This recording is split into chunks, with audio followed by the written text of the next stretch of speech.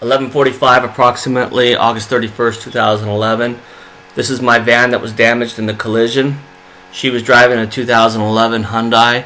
This is the front of her car that hit the side of my van.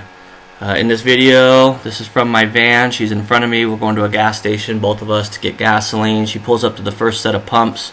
I wasn't sure which one she was going to go to, so I'm just going to go ahead and go all the way around her, taking the traditional path that all the cars take in that parking lot, and look for another pump.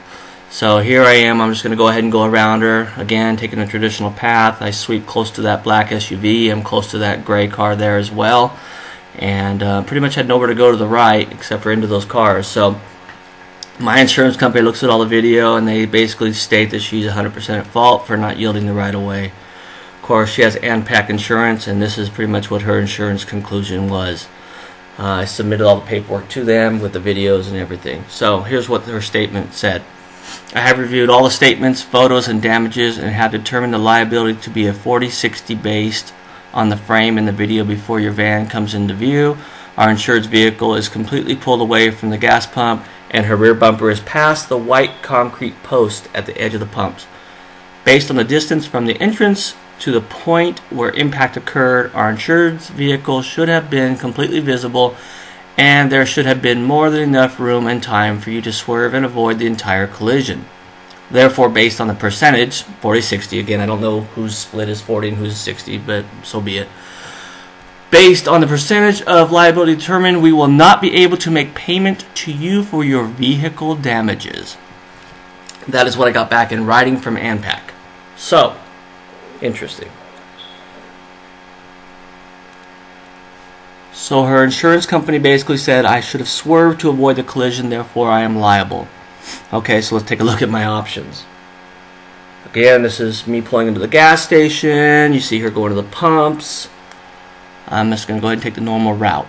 Okay, so she pulls up to her pump. She's just about to stop at it. She does not make a complete stop, but she pulls up to it, gas up, and kind of rolls through it and continues on towards where I'm already at.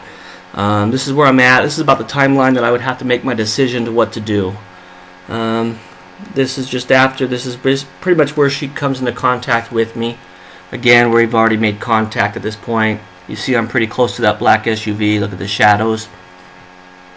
Now I'm very close to that pedestrian walkway. Even closer, of course. I'm about, what, 2 feet, 3 feet away from it. And as you see, I got a pretty long van, so it's not easily maneuverable. So let's look how close I was to that black SUV. This is the car before me coming across the parking lot. I'm closer to that black SUV than that car was. Here's another car that's going around a car, and I'm still closer, if not the same, but I would say I was closer. Here's another car coming across the parking lot. I am closer to the black SUV. Here's a car coming across the parking lot that's nowhere near the black SUV. So basically I was squeezed all the way to the right as far as I could be. Not much more room I could have given myself without colliding with that. I mean, I may have squeezed another foot, but maybe 2, but you know, that's pretty difficult. Here's the accident all in one more time in full speed from my van. You see I'm fairly close to the black SUV there. There's the pedestrian walkway, and look how close I am to the silver car there.